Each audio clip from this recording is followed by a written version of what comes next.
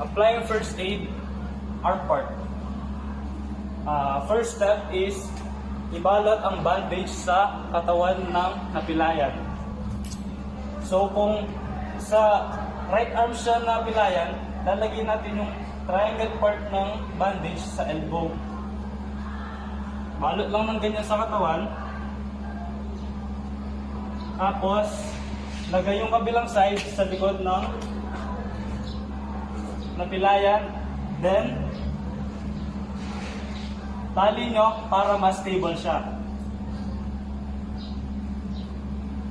Lastly, huwag kalimutan yung sa elbow part ng napilayan para hindi madulas. Dikit nyo lang ng ganyan, then tali.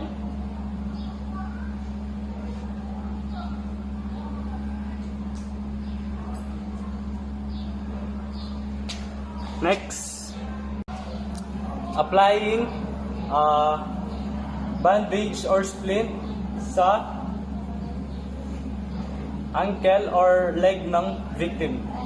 First step is kumuha ka ng any stick or kahoy na matigas para tulungan itong maging stable sa paa.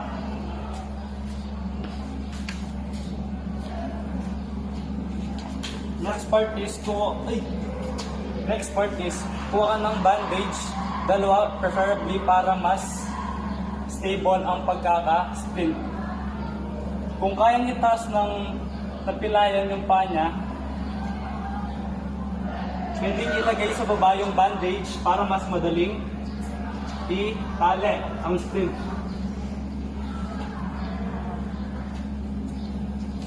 Next part is lagay niya sa tabi ng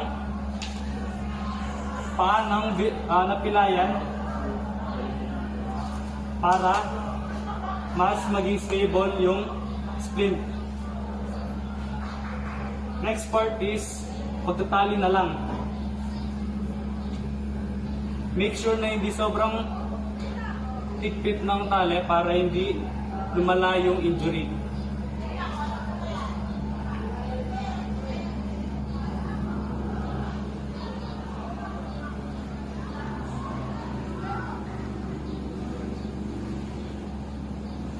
Then last step is to elevate hanggat hindi dumadating yung mga responders para hindi mas lumala yung injury.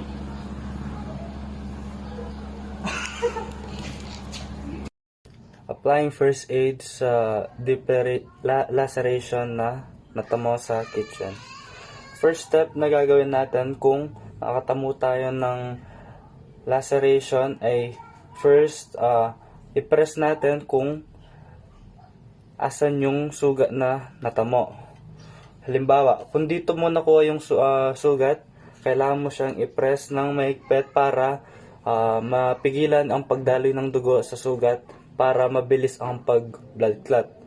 I-press nyo lang siyang ganyan ng 1 or 2 minutes hanggang sa tumigil ang pagdaloy ng dugo. After that, pwede mo na siyang hugasan sa malamig na tubig para matanggal yung mga dumi na galing dun sa object kung saan mo nakuha yung sugat.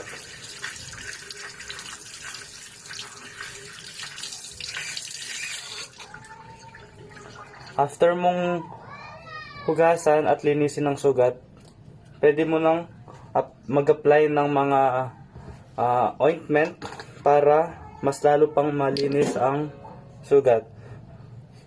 Pwede kang gumamit ng agoxinada para malinis mo ng todo. Apply mo lang ng ganyan.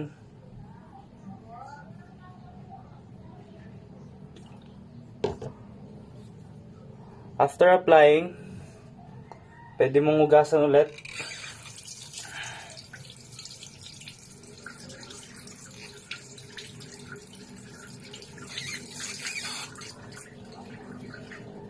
At gamitin yung last ointment natin, which is betadine.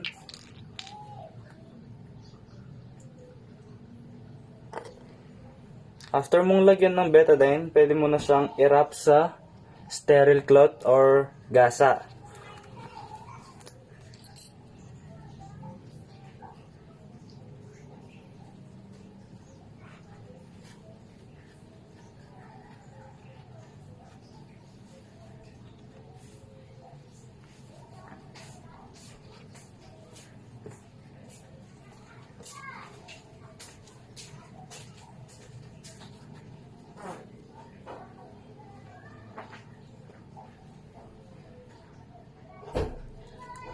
Ganito ang pag-apply ng first aid sa deep laceration na natamo sa kitchen.